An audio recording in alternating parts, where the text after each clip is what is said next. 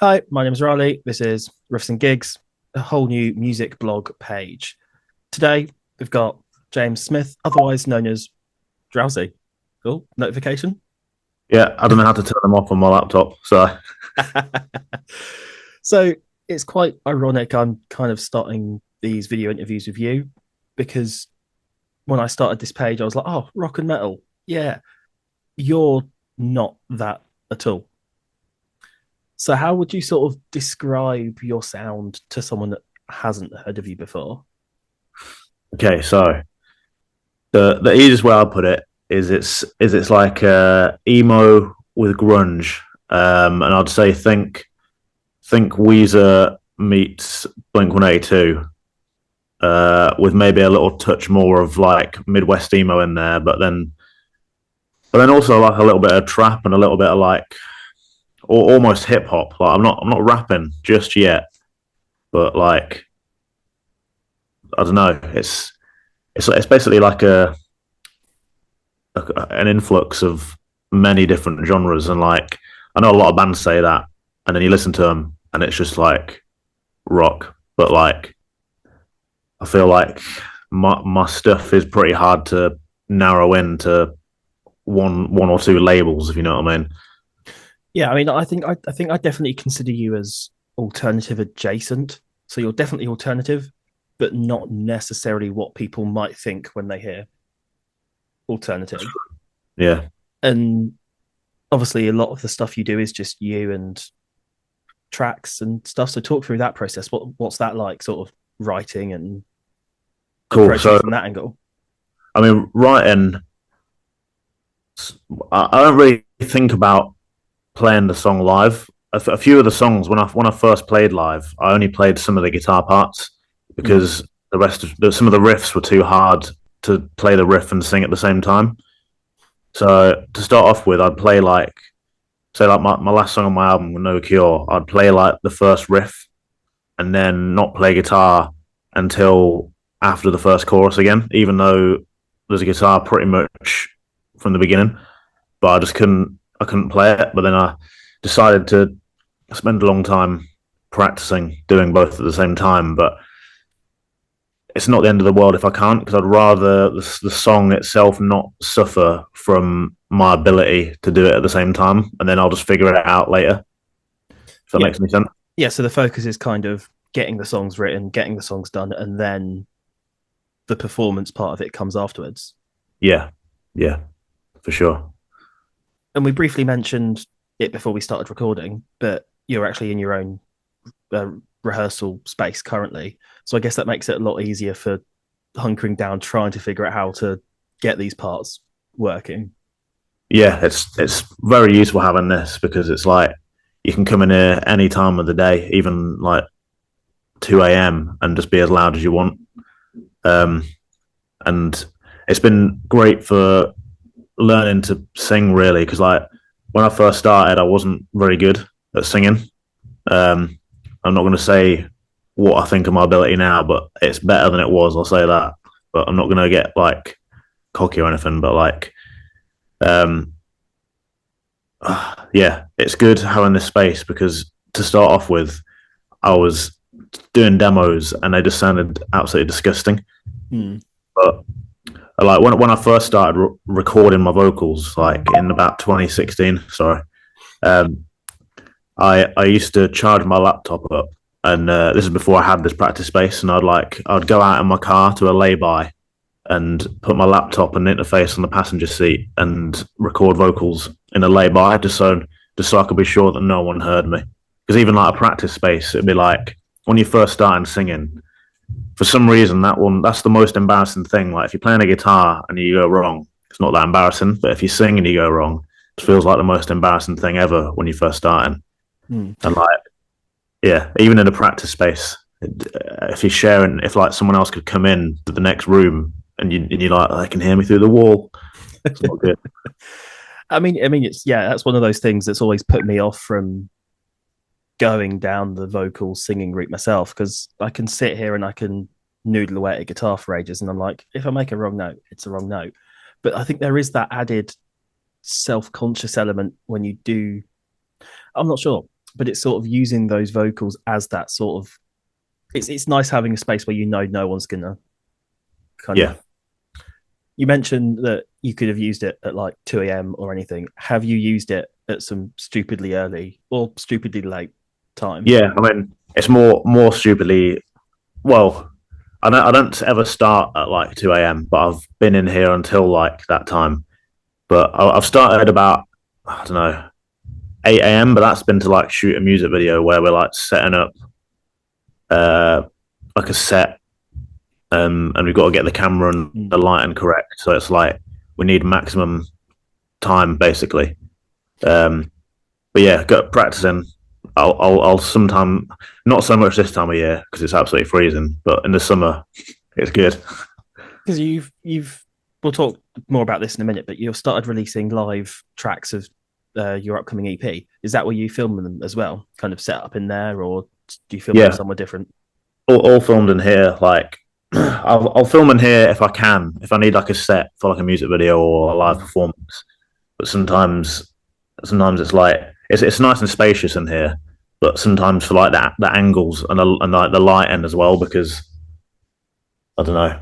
It depends what we need. But if I can use this space, I will, because obviously I already pay rent for this place anyway, so it saves me booking out a different venue. I So mean, yeah, you've definitely lucked out in that sense because I think for any band or artist, it's not necessarily the recording. I mean, the recording's expensive as it is, but it's all the additional stuff alongside it. So the fact that you've kind of got that space where you can practice, shoot videos, all of the stuff that would otherwise cost easily upwards of lots of hundreds, you've kind yeah, of got that.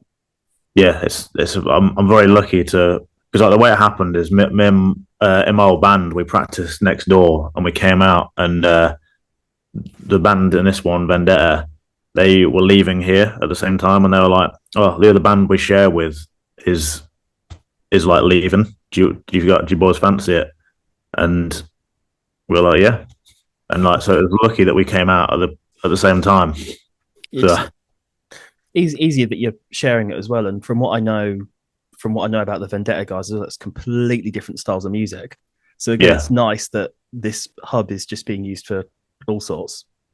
yeah, it definitely is. Like they're totally different to music that I do, but they're all sound guys. And like haven't really hung out with them properly. To be fair, we're very bad at organising because we bump into each other in here, and we were like, yeah, we'll go out, we'll hang out one night, and then like 6 years later, we still haven't done it. So I think that kind of the being completely different while still being the same. I think that sums up a lot of sort of you in the Peterborough scene and beyond, really, because obviously you're part of Socks on Records and the Nerve Agency as well, and yeah, you've been on all day of bills of like more punk orientated bands, rock bands. So it's great seeing. I'm not sure if inclusive is the right word, but it's great seeing just this wide variety still be under the same umbrella, which is quite cool. sure, I agree. Like I really like it when lineups are like varied. I don't know. It just makes a nice change. You know what I mean? Mm. I mean, I've been to festivals where the entire lineup is just one constant sound of like the proper screamy growly metal, and by the second band you want something different, which was really nice when we look back at Rampage Fest and Kings Lynn tail end of last year. It was really nice for the variety there, so that was excellent. Yeah, that was a great festival. I mean, obviously with Socks on and the Nerve Agency, obviously you're with both. Is that sort of helping? Is it making it easier, making it more difficult to sort of do things, or I really like being a part of both. Like I'm really good friends with um, Nerve is only, well, they're both only two people, aren't they? Like Nerve is Matt and Ethan, and then Socks On is Stephen and Simon. Um, but I'm really good friends with all of them, particularly Ethan. Like me and him, we uh, we had a big overcooked session like last week. Went over and we just pretty much completed it. Apart from like, it felt like we were near the end, but I was, when he first suggested it, I was like, "What, you want to play a mobile game together?" And then we played it, and it was great fun. But in terms of like doing music, it's just great. like being part of the community, being part of like the group chat. It's nice and social. Everyone's speaking pretty much every day. So yeah, I it's think good I think that's the best part because obviously you have it's one thing sort of saying you've got a community, but when you actually feel it and there actually is a really strong sense of it, it's everyone's a winner in that scenario. for sure. I agree. I mean, yeah, I mean, like you say, I'm not really like the genre of punk. And then being on the Stock Song, which is like predominantly the genre of punk, um, it doesn't feel like I'm uh, like discriminated or anything. Mm. Not that not that they do that, but not even by accident, if you know what I mean. Like, that's, you know what I'm saying? Yeah, it could very easily come across as a oh we've got this lineup oh but you don't quite fit so we're not going to put you on. But it's a we've got this lineup oh we'll stick you on there. It's everyone's there. Which you're not going to have someone or you might not have someone that absolutely loves every single punk or the DIY stuff or well, it's all DIY, but you know what I mean. Yeah, So yeah, kind of having a bit more stripped back, more kind of hip hoppy sound, that might tick some other people's boxes. So it's kind of they're giving people more choice as well, which is really nice. yeah, for sure. So moving away slightly from performance and playing live anyway, and your actual music. So obviously you've released your first album, Oh, sick. Unblur. I have taken the tinfoil off. Oh, have you? Ah, So it's lost whatever value it would keep. And you've got a new EP coming out in May time, March, May, potentially. potentially. I haven't determined an actual like final release date for the EP yet. I've got the next single coming out on Friday, 7th of February. Um, or maybe that's already out at this point. Who Yeah. knows? And then I'm going to drop one more single, which I've been playing, which has been in my set since I started playing live. Mm. And like a few people have said they're very excited for this one. Um, so I pretty mean, excited to drop that one. yeah. I mean, it was when you sent the sort of like the SoundCloud PR link over, listening to some of the tracks. I'm like, I've heard this one live like multiple times. So Yeah, it's yeah. it's nice hearing sort of a studio mix. I mean, I'm guessing do you record it all yourself or do you get someone else in, or how does the recording process work? So the recording process is literally uh, I DI the guitar and then bass if I use it like on this new the first album the bass was programmed, so I programmed the bass, and then for this EP coming out doesn't have bass on it. It's just more of a strip back, just me and the guitar. So it's just all the guitar's all DI'd, and then the vocals.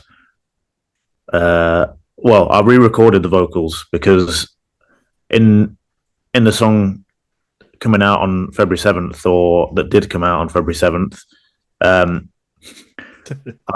the lyrics mention that I'm 27, but I'm actually 32 now. So that's how long ago I wrote these collection of 5 songs.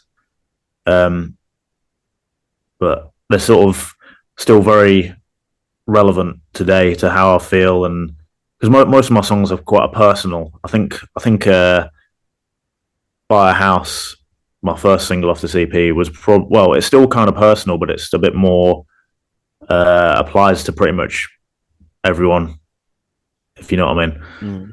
So And I guess because they were a lot more kind of personal or autobiographical in a sense, you felt there wasn't really a need to change or update the lyrics to reflect like your age now or something. It was just a case of leave it as it is, keep it as it is, and that kind of honors the original track in a way. yeah, exactly. Like when I do my songwriting, I try and express myself as authentically as possible. Because one of my pet peeves is when like someone like a lyricist, for example, they'll discover like a new word that they don't use. They never say themselves. So that when they put it in the song, it sounds really awkward and like put in there for the sake of it. Whereas like the language I try to use is language that I would use like just if I'm speaking. Mm. Uh, and it's rare when I like dip into a word that I don't really know. Like when you're writing a song and you're like, oh, I'll type in this word and then find some synonyms. Like I'll have a look at that, but if I don't know the word, I'll rarely use it because it's like it just when I say it, it doesn't sound right. Mm. If that makes any sense. Yeah, I mean, you've got to have the flow, and it's got to sound like you, which is like you're not, like you said, just typing in a word, looking for synonyms, going, oh, that sounds fancy enough, Yeah, just because it's got the certain amount of syllables that you need. yeah, But I think it's nice having that sort of authentic approach to songwriting because it makes the songs more resonant. And like you said, with certain songs like Buy a House applying to pretty much everyone, the resonance of it being a bit more kind of authentic will hopefully make a lot more people go, oh yeah, I completely understand it. yeah, for sure. So I've got a couple of questions left, not too deep. Nope. Obviously, for the album launch, if it wants to unblur again, ta-da. Um, you played with a full band. Yes, How was that like? I really enjoy playing with a full band. The so the two layouts I've got is with a band or with me and my laptop, and the reason that is the case is because initially this project was going to be a side project from my old band at the time called Sleepy Boy. Um, and also I mentioned that in this song coming out or already out on February the 7th. Um, so this was originally going to be a side project, but then my friend just became too busy. Mm. Um, so that's been sort of like on indefinite hiatus for years now. Not that we ever like split up or anything, but he's just been too busy and like fair enough. But this was originally going to be a side project, so I wanted to experiment with how I was writing. Um, and the reason like the drums on the first album are like trap based is because I've got another one of my other pet peeves is when a artist will use a backing track and there's real drums on the backing track Mm. and like as something for me it just looks really awkward if you've got real drums on the backing track and then but they're not there's not actually a drummer. Whereas if it's like electronic sounding drums, it looks more it just looks better and It's sounds. You know what I mean? it's almost obviously not real, so it kind of makes a bit more sense if that makes sense. Yeah. Although Whereas, on my album I'm currently wrapping up for after this EP, I do use real drums and probably will end up using them on the backing track. So I'm eating my own words here, but if you can't beat them, join them, or whatever the saying is, you know. So then, sneaking in an extra question before the last question, you mentioned that you've got the two setups with band or without. yeah, Are we gonna see more of the with band, or is it just kind of as and when? I hope so. Like my my band have always been into playing, but the drummer who I had, he produces my or he's like produced all my music for me so far, but he lives far away, so it got to a point where yeah, I mean you know what it's like. It's like he's driving like an hour and a half to Mm. play a gig, and it's like he likes the music, but it's not his project, if you know what I mean. So Yeah. the motivation and the reward from traveling that distance isn't there as like the same way it like for me if I was to drive like an hour and a half and there wasn't that many people there I'd still have a good time and still appreciate the people that came. But I guess if you're like effectively an unpaid session musician just doing it for a favor for a friend, Mm. it's not quite the same. um It's one of it's one of those things that if you've got the right mindset about it, it's great. But if you mhm. haven't, then it's like, why? why. And it's not necessarily a bad thing not having that mindset. It's just some people prefer it, some people don't. So I think that makes perfect sense. Yeah. So I enjoy going to the like I don't know venues and gigs that I've not been to before. Mm. Like however many people show up, I've played to like two people before, but like it's all part of it. You know what I mean? Yeah, Um, I mean, with my old band, I mean, we even went up to places like Hastings and Bristol, which is quite a trek. But yeah, you make days out of it, and you kind of treat it as a bit of fun, and it ends up mostly being a bit of fun. So it's all good. yeah, I agree. I agree. So just before wrapping up quickly, we've got the EP coming out at some point. Yes, We've got a single that is either coming out on the 7th of February or has already come out. yeah, You mentioned briefly that you're working on a follow-up album as well. yes. So what can we see? What can we see in 2025 for Drowsy? 2025. Well, the EP will definitely release at some point. Um, and then as far as second album goes, like I'm at the stage where I've got back like initial mixes. Well, some of them are like on their second or third mix now, and I'm like 99%. Well, most of them I'm happy with the mix, but there's about one thing in every song that I need to go back and revisit just like a little tiny bit, just to like polish it up a little bit. Mm. Um, but I had a setback a few months ago because my old laptop died. And like luckily I'd uploaded all the stems to Google Drive before that happened.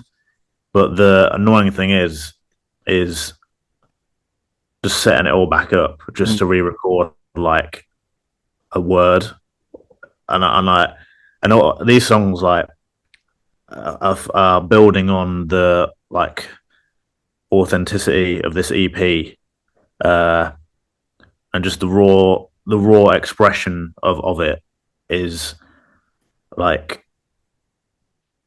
sometimes like really difficult to go back and tweak these songs because it's pretty painful to like listen to some of the songs because they're just yeah the last like four songs are just really uh hit close to home, you know what I mean? I'm like Almost bordering too personal, too sort of thing. Kind of. yeah, almost to the point where I'm like I'm considering whether to release them or edit them before I release them because Mm. like I don't know. You, It's it's that balance between wanting the songs out, but kind of are you at a point where you want to listen to those songs be out, kind of thing? Is that the sort of it's well, it's a bit of like I don't know how people are going to react to it. Like mm, I've not um it's I've put myself out there like fully. I'm most at literally my most vulnerable that I could be in one of the songs, especially. mm.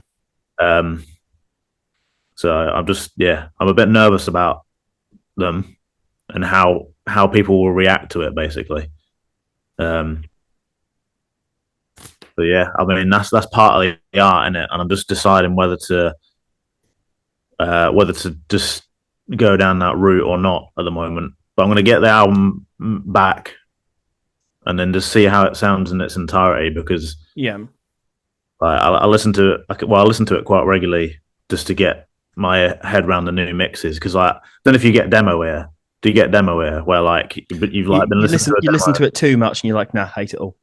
Yeah, well, we listen to your demo, and then when the professional mix comes back, even though it's objectively better, just because you're like you've trained your brain to love the Mm. demo, you're like, no, it's not the demo. Even though the demo's got like no bass in it, and like some of the guitars are like slightly out of tune because you couldn't be bothered to tune it properly on that day, but you're like, nah, that's it. So yeah, The demo's unfinished, but it's so much better. Yeah. I literally have to before he sends me the mixes. I have to take a week or so and not listen to them, and Mm.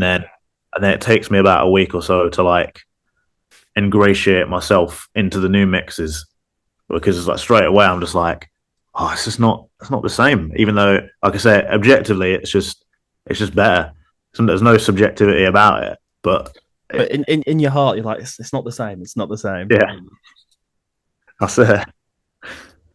But yeah, so wrapping things up quickly. Slept On, the new Jrowsy track.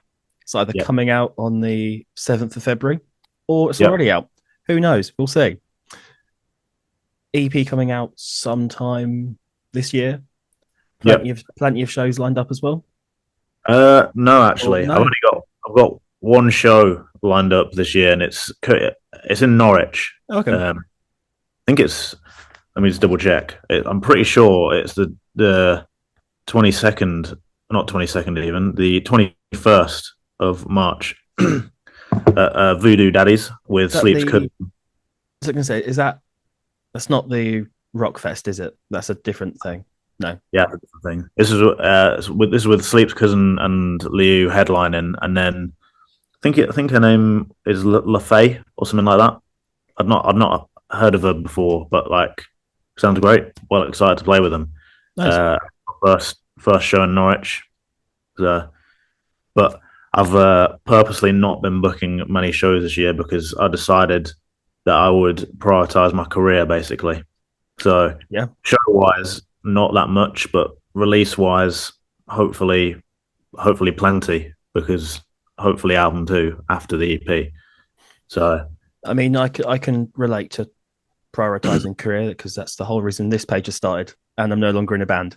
So, it's you make it work and you make it fit around what you need to fit in. But yeah, so Slept On, either coming out or already out. We'll find out. Thank you so much for coming on here, having a quick chat about stuff, and I look forward to seeing what you do rest of the year. thank you for having me, Riley.